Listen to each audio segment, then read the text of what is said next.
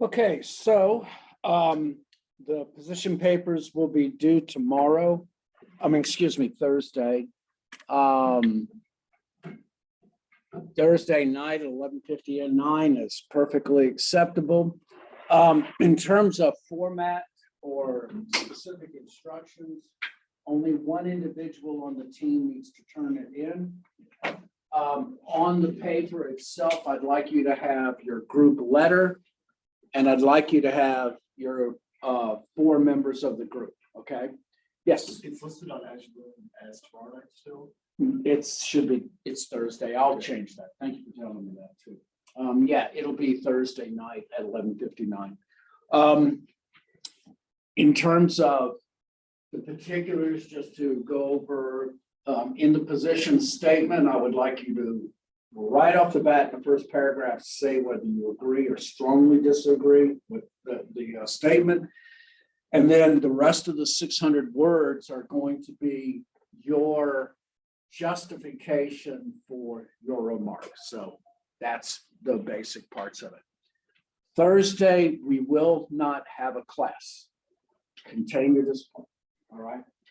I would like you to go see the thing that they're doing over at the convention center.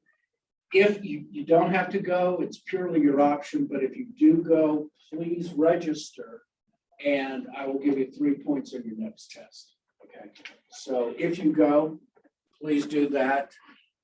Make sure you register, and like I said, I will get a list of my students. So if you go, like I said, it's a way of getting 3 points. You will have a recording online for the second part of wholesaling. So we will start the very next class on next Tuesday, and it will be on franchising, okay? I will send a message to that effect. So let us talk about wholesaling.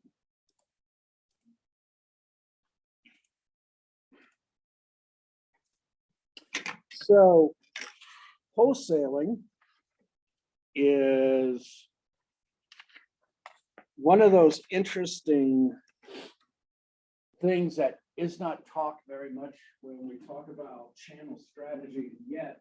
Wholesaling is very robust, it's very powerful. It's kind of unique because we've gone through this consolidation series in wholesaling for the last 40 or 50 years, especially through supply chain. But the fact is also that the number of jobs or occupations in wholesaling hasn't decreased. So we've seen a consolidation of the companies in wholesaling, but we have not seen the consolidation in the individuals that work in wholesaling, which says to me it's a very robust and it's a very healthy kind of structure, all right?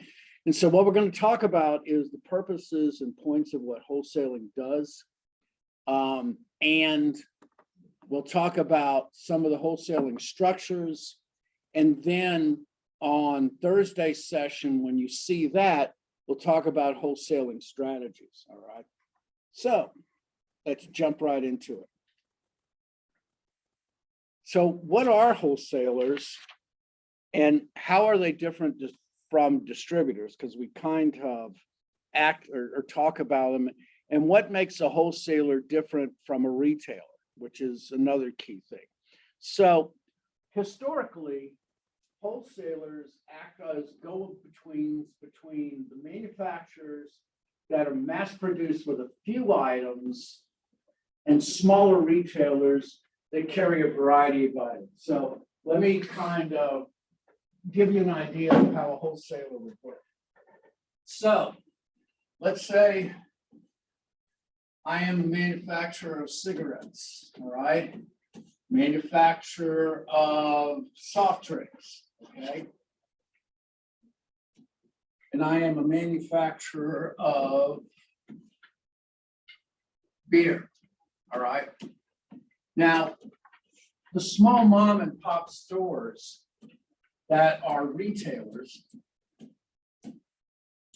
they have a difficulty quite simply because these manufacturers purchase in enormous quantities that that is impossible for them to meet. Not only, but once again, under the very nature of channel structures, because these guys do cigarettes and these guys do soft drinks and these guys do beer, they have few items in a narrow kind of disbursement. And this is where a wholesaler comes in. This wholesaler can basically be where all of those goods come together. This wholesaler can specialize on what are the requirements for mom and pop stores or convenience stores. They can understand the mom and pop in a more intimate level than these individuals do. And not only that, but they can take and group all of these mom and pop requirements and needs together, and they, in essence, can buy the quantities that are acceptable for the manufacturers. So this is an example of the purpose and the function of what wholesalers do. Now, wholesalers, as a general form, don't sell to end users, except in certain industries. But the way to think of them right now is just think of them as a go-between between the manufacturers and the retailers, okay? Now, the role, like I said, has changed over the years. There's still this evolution. The interesting thing is that 83% of all of the wholesalers generate less than 10 million in annual sales. And so what we still have, even though we're going through this, consolidation, is that we're still finding that there are very good small wholesalers out there, all right? They are also what you would consider, think about it, they are the quintessential mediators. What do they sell to the mom and pop stores? They sell the peace of mind and convenience of knowing that they can get a wide variety of those products from one single individual. And in essence, it's one thing, and it's important to understand that one of the most key things that wholesalers sell is service. They sell service to their customers. They become intimately understanding and involved with what mom and pop convenience stores, what it takes to be in their business. Yes. So then do wholesalers break bulk? Like, is that? Yes, they do, very much so. Not only do they break bulk, but as consolidators, they can pool those together and then break them apart. And that is a service. If you think about in retailing, one of the one of the demand side things that they do is the same thing that a retailer does. You bet it does. And I'll come up with an example where I'll show you. I actually went through this when I was working for a retailer in Morgan City.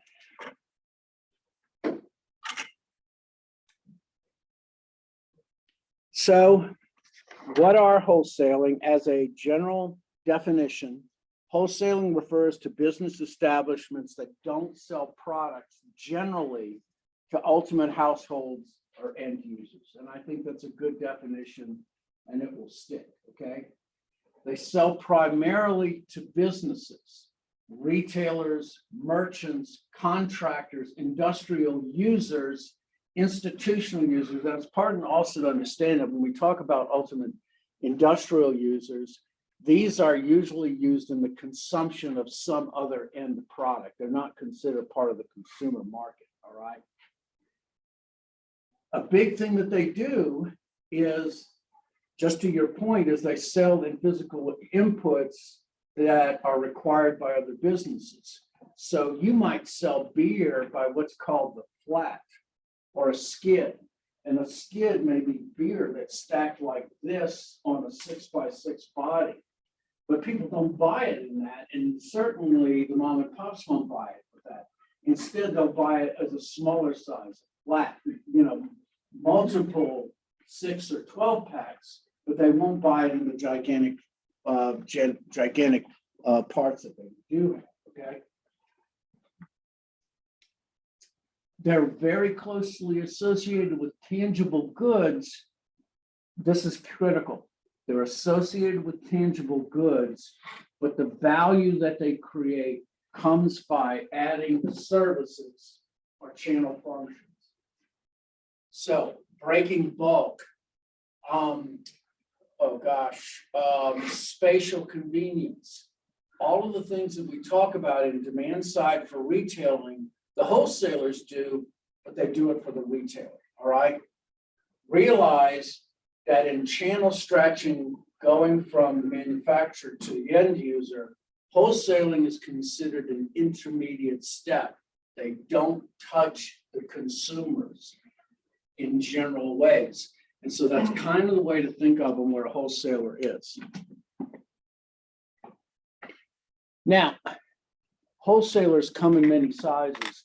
So if you saw there that slide that said that 83% of the wholesalers are from 10 million to less, but there's actually an even bigger group of that later on that we'll talk about called a master distributor, and they perform something entirely different.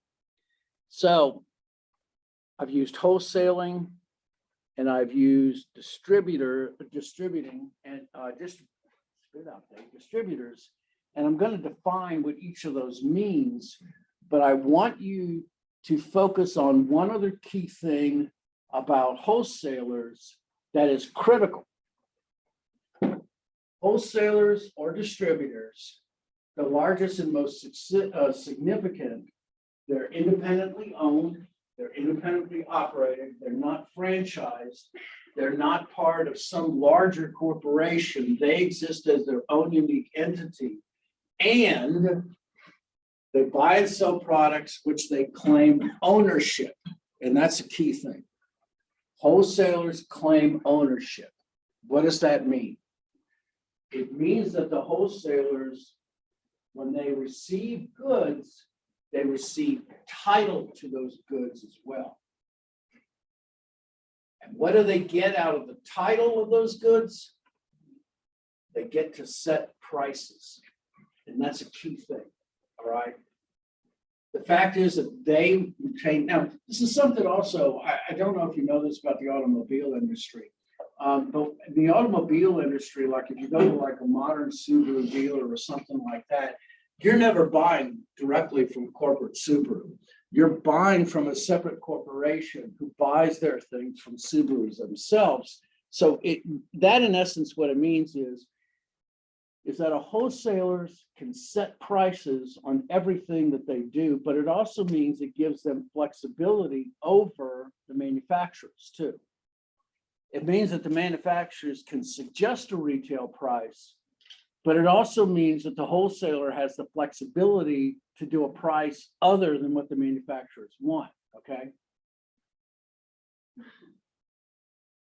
They usually operate through warehouses, maybe only one, but they'll receive goods from all over the US. They may have multiple warehouses, especially when it comes to certain hot locations.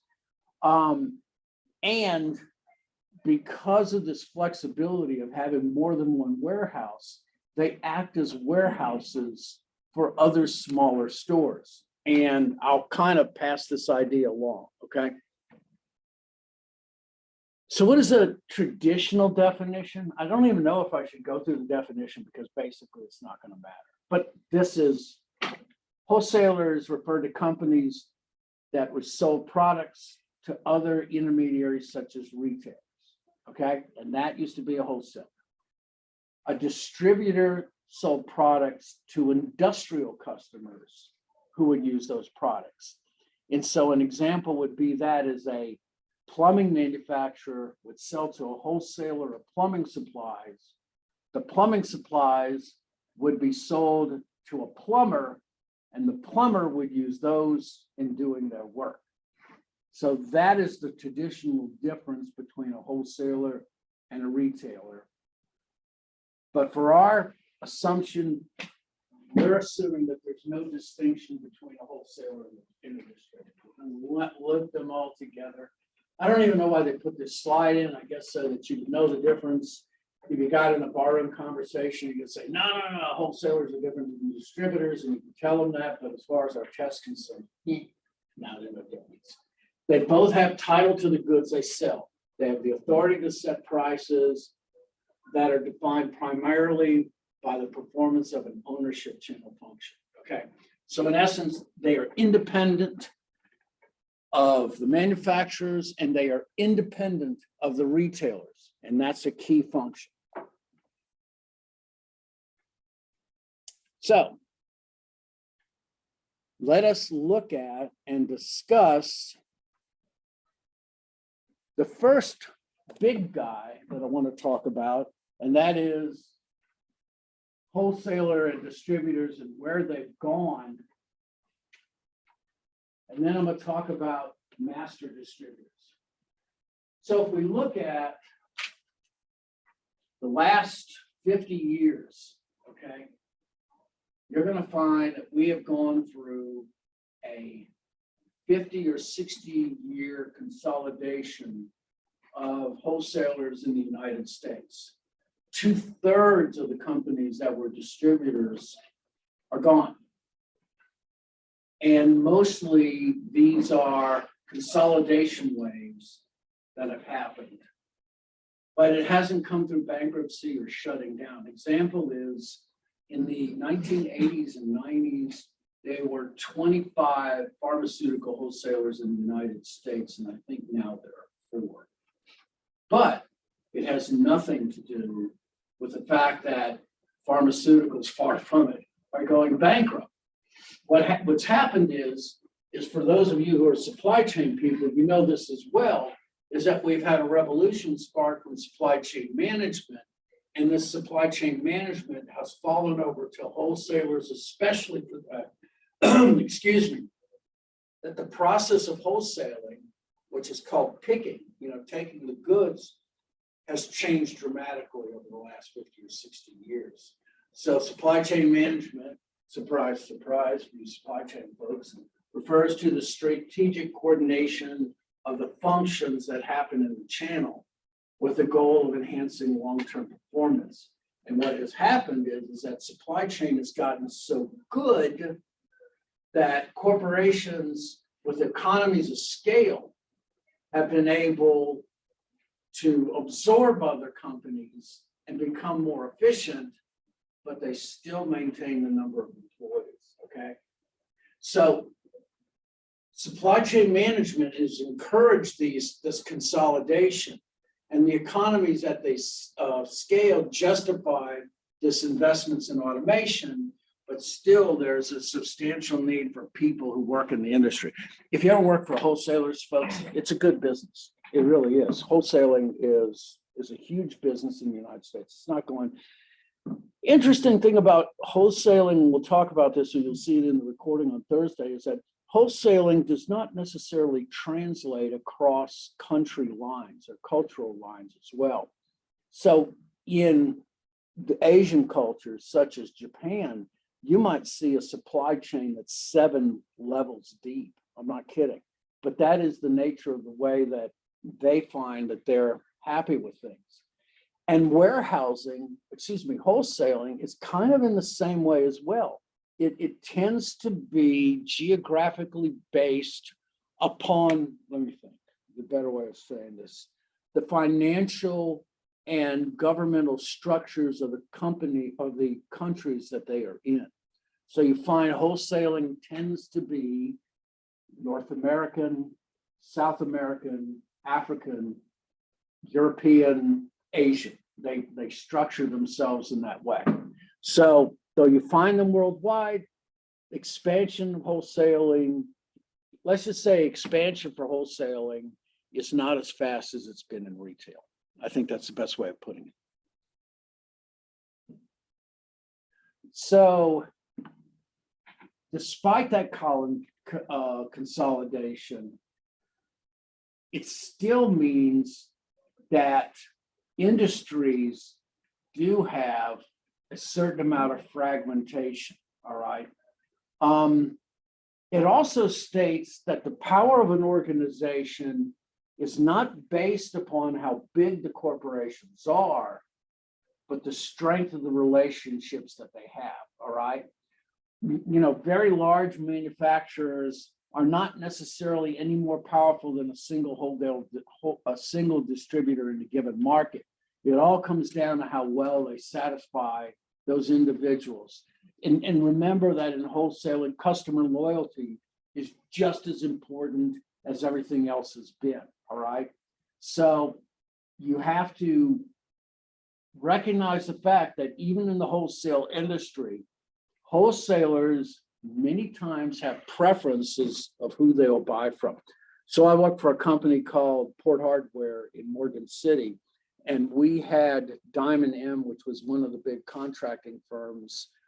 We also had Kerr McGee, several others of those, and we were just a small hardware store. But the fact is that they were very happy with us and with the way that we did work, and they put enormous numbers of orders through our system, and we needed help, and we got help from distributors and wholesalers, and that's how we were able to function. Just remember, power is a property of a relationship and not necessarily from a business size.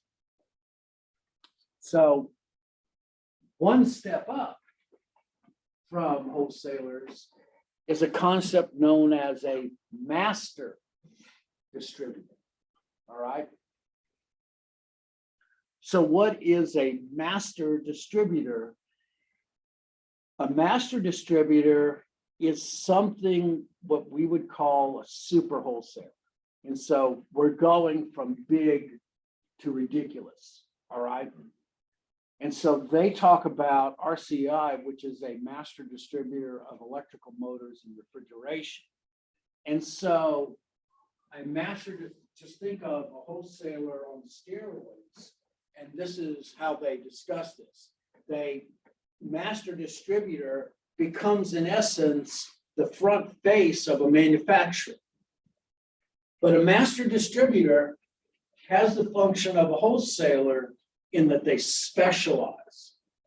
Just like that wholesaler over there specializes on mom and pop stores, master distributors specialize in their downstream customers. So let me give you an example.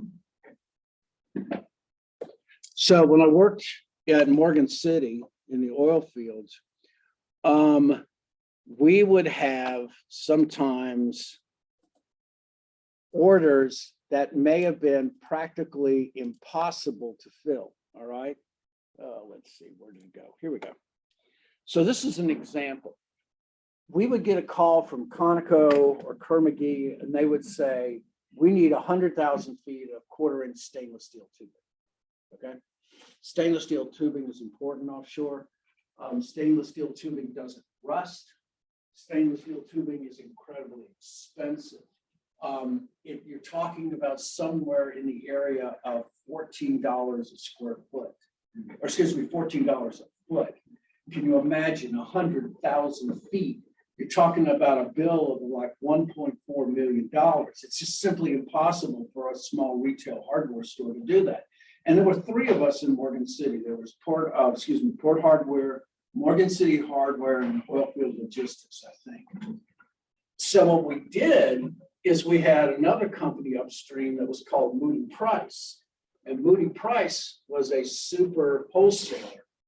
And what they did was they specialized on oil field services. So we could collect all of our orders together as retail outlets, as hardware stores. We went to Moody Price as a wholesaler and said, our contracts need 400,000 square feet, or excuse me, 400,000 feet of 1/4-inch tubing in the next 3 months. And they're the ones who went upstream and talked to the manufacturers about ordering that. And they could order in enormous bulk on that and even keep it in their yards so that we could get it at any time we needed it. And so this is the purpose and function of a super wholesale. Not only that, but because Moody Price specialized in oil field services, they also specialized in anything that you might consider to be generic, but perfectly functional and needed in the oil field. So air guard fittings, Baldwin filters, Airlock, a bunch of other corporations like that. All of these are considered generic to a particular use. They're used in industry across the United States and even the world.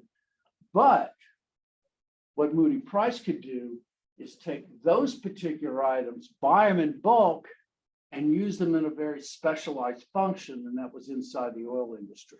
And Moody Price grew, yeah, see Parker Fittings, that's another one. They make stainless steel fittings as well. So they specialize within a given geographic area. They specialize within the oil field. I was here, that's in Homa. I was in Morgan City right here. We were talking about a 60-mile drive to go get things.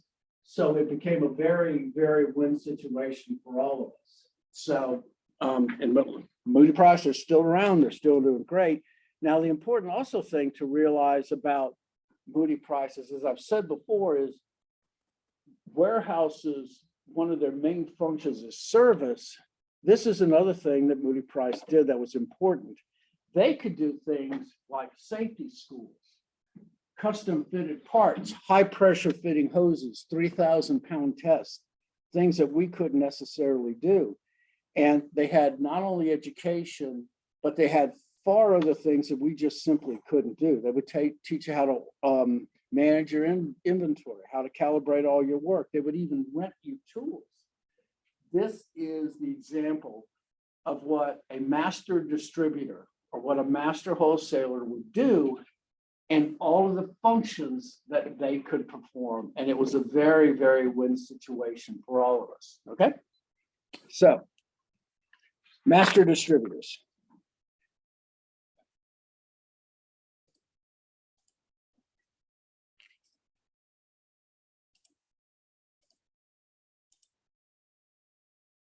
Now,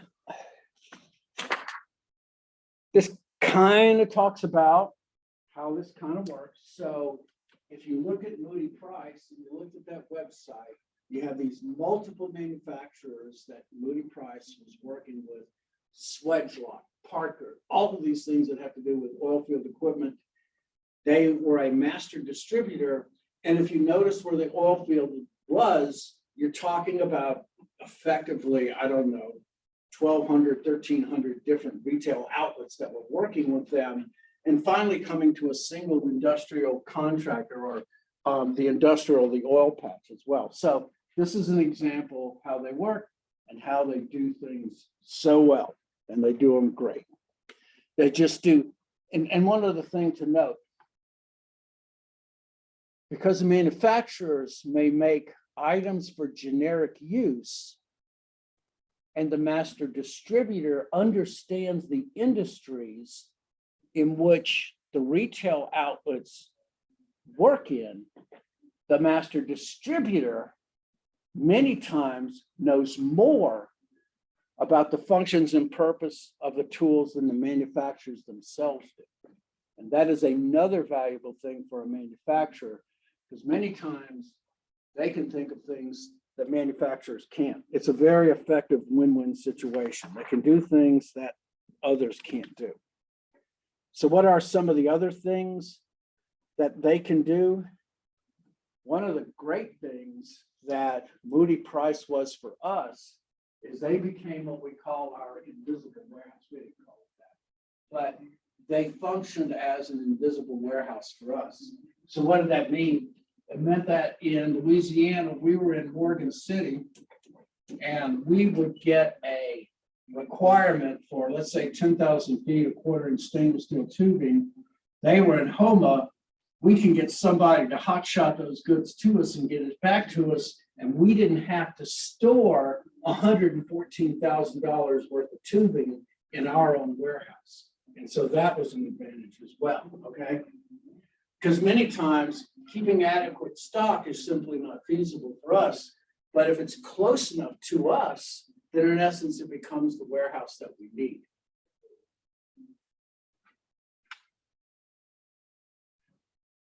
So what other things do?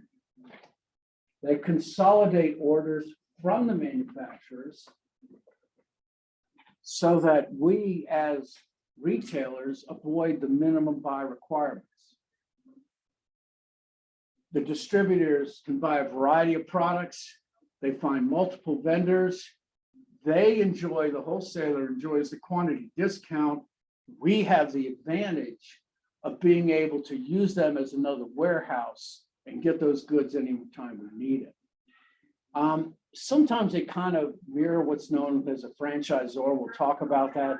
In essence, there's so close of a connection between the retail outlets and Moody Price that it almost works in a hand-in-hand situation, especially in a given industry. You're always talking to them about how to do certain things because they know how to do it right, okay? They help resolve problems when it comes to logistics, how to get things there. I've even had Moody Price put things on a dock in Dulac instead of going out of Morgan City when there was something ready when we weren't. So it works. It works, friend, okay? So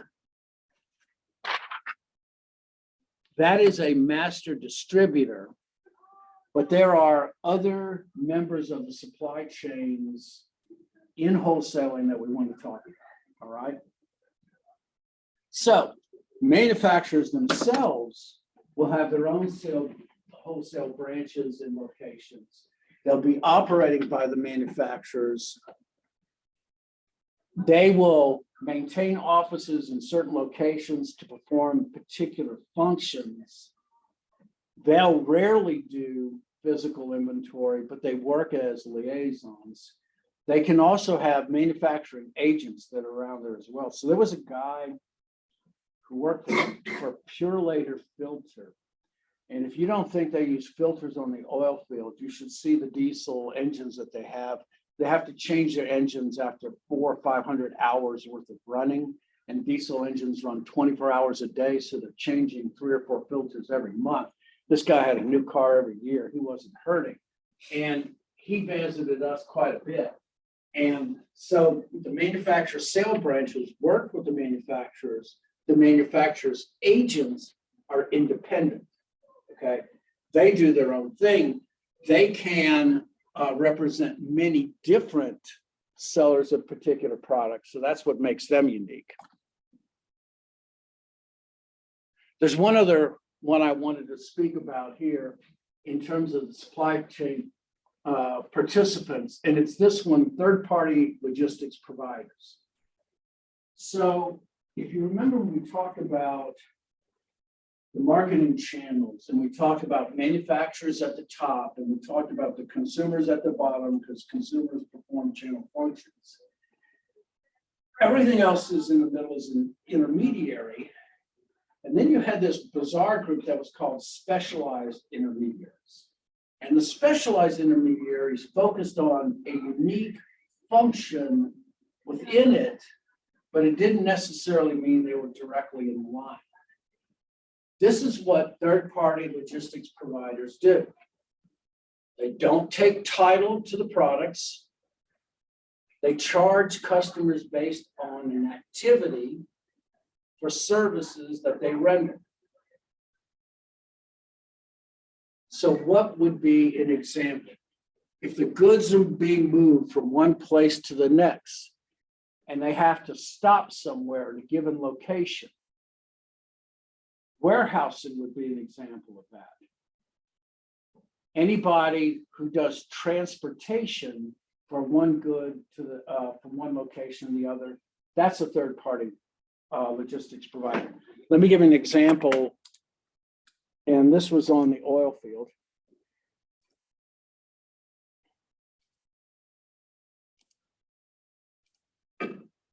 So, ever heard of hot shotting? Know what that is? Okay. So I want you to think of an oil rig. There's 2 types of rigs. There's drilling platforms that are actually drilling, and then there's production platforms that have hit their oil and they're pumping to the docks in Cameron. A drilling platform runs 24 hours a day, 365 days a year. And believe it or not, a drilling platform is rented. They don't own them. They rent these things between $160,000 to $450,000 a day. All right. Yes. Yeah. Think about the money that's invested. If it's a simple thing and you're less than in 1,000 feet of water, that's a basic drilling platform. It's like 150,000 a day. If you're a mile or two into the ocean and you have a drilling ship that has to use these special GPSs to keep it straight, you're looking at $500,000 a day. Now think about what happens when you break a hose and everybody just sits and does nothing. All right. That's one of the dangers, and that's what came up with in the oil field, what's known as hot shots. Okay. So what is a hot shot? A hot shot says, I've got to have this piece of pipe on the dock in an hour and a half. Okay. And I don't care how many tickets you get along the way. I don't care how much speed it takes to get there, but you've got to go from Morgan City to Dulac in the space of an hour and a half. Okay. So get it there. That's all they care about. Because just think about it. Every minute, every second is burning money. It's just flying out. And so that's what a hotshot trucking is. So hotshot truckers are 24 hours a day, 7 days a week, 365 days a year. You call them up, they're there within 20 minutes. I mean, that's how fast they can be there. Hotshot trucking can be small trucks. It can be just a little quarter ton with something dragging on the back. It doesn't have to be much, okay? So this is an example of a 3PL that came about quite simply because time is of the essence and nobody's got time to wait around. You're either there or you're done as a business, okay? So you can do it big loads, small loads, you can drive tractors. I have seen a hot shot, just a regular truck for a 3-inch hose in diameter that was that long. And the hose carried 3,000-pound test. It was a stainless steel mesh. And the hose cost at $1,982. It costed $2,000, the hose.